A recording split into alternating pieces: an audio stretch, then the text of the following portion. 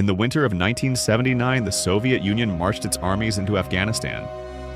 What they believed would be a swift operation to stabilize a friendly government soon became a decade-long nightmare. A war that bled a superpower dry, reshaped the Middle East, and lit the fuse of modern global terrorism. This is the story of the Russia-Afghanistan War, a war that ended empires and created new ones. Before we dive into this forgotten war, make sure to subscribe and turn on notifications so you never miss stories that reveal the truths hidden behind history's headlines. 1. The Shadow of Empire, Prelude to Invasion, 1940s to 1979. Afghanistan has always been a land of crossroads, where Persia, India, and Central Asia collide. In the Cold War, that geography made it a prize, a gateway between Soviet territory and the Middle East. After World War II, both superpowers courted Afghanistan. The United States offered aid and education. The Soviet Union built roads, airfields, and modern infrastructure. By the 1970s, Moscow had become Kabul's biggest ally, but the nation itself was fragile. Rural tribal traditions clashed with the ambitions of a modern elite. In 1978, a coup brought the People's Democratic Party of Afghanistan, PDPA, a Marxist faction, to power. Their reforms were radical: land redistribution, women's education, and suppression of tribal and religious leaders. Revolts erupted across the countryside. The government turned to its Soviet backers for help. By December 1979, Moscow made its decision. 2. Operation Storm 333. The invasion begins, 1979. On December 24, 1979, Soviet paratroopers and armored divisions crossed the border. More than 80,000 troops stormed into Afghanistan, supported by tanks, helicopters, and elite commandos. Within hours, they seized Kabul. In a secret operation known as Storm 333, Soviet special forces assassinated the Afghan leader Hafizullah Amin, replacing him with Babrak Karmal, a loyal ally. The Kremlin called it a limited intervention, but to the Afghan people it was an invasion. In the mountains, mosques, and villages, a new word echoed: jihad. Thousands of Afghans took up arms against the Red Army. They called themselves the Mujahideen, the Holy Warriors. 3. The Mountain War, Mujahideen Resistance, 1980 to 1985. The Soviets controlled the cities, but the countryside, the mountains, deserts, and passes belonged to the Mujahideen. The Soviet army, built for large European battles, found itself fighting ghosts. Ambushes struck convoys from the cliffs above. Villagers vanished by day and fought by night. Despite superior weapons, tanks, jets, and helicopters, the Red Army could not crush the resistance. The Mujahideen used guerrilla tactics and terrain knowledge to their advantage. Then came outside help.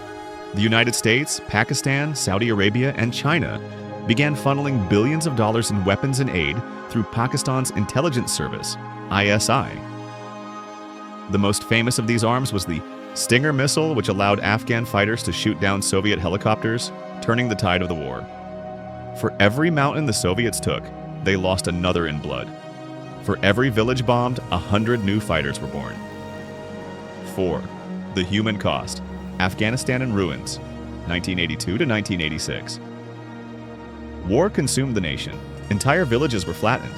Nearly 1 million Afghans were killed, 5 million fled as refugees into Pakistan and Iran. Children grew up among landmines.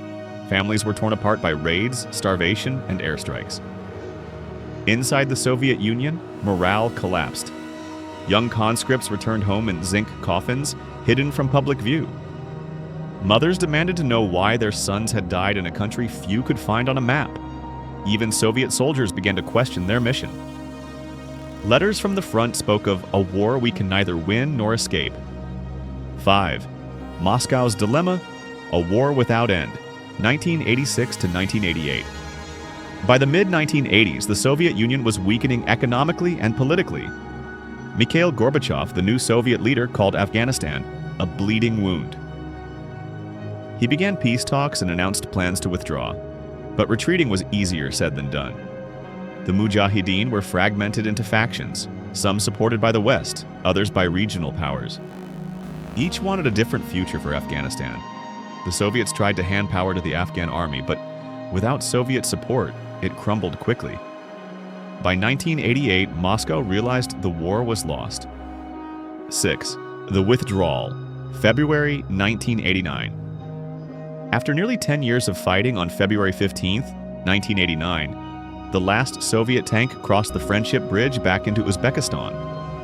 A war that began with promises of stability ended with exhaustion and defeat. More than 15,000 Soviet soldiers were dead. Over 1 million Afghans had perished. Afghanistan lay in ruins, its society fractured, its future uncertain. 7. Aftermath, Civil War and the rise of the Taliban, 1989 to 2001. When the Soviets left, Afghanistan didn't find peace. The Mujahideen factions turned their weapons against each other in a brutal civil war. In 1994, amid the chaos, a new force emerged, the Taliban. Promising order through strict Islamic law, they captured Kabul in 1996 and established the Islamic Emirate of Afghanistan. The world largely turned away, unaware that a new era of extremism was taking root. Among those fighting in Afghanistan had been foreign volunteers, including a young Osama bin Laden, who would later lead al-Qaeda. The Soviet invasion had inadvertently created the conditions for global jihadism. 8. The fall of the Soviet Union, 1991. The war's cost wasn't just Afghan. The Soviet economy collapsed under military pressure, isolation, and internal dissent. By 1991, the Soviet Union dissolved. 15 new nations were born from its ashes. Many historians call the Afghanistan War the Soviet Union's Vietnam. It shattered the illusion of invincibility and accelerated the empire's end. 9. The lessons and legacy, 2000s to present. The Russia-Afghanistan War became a blueprint for future conflicts. It taught the world that no foreign power could easily conquer Afghanistan's rugged mountains or its fiercely independent people.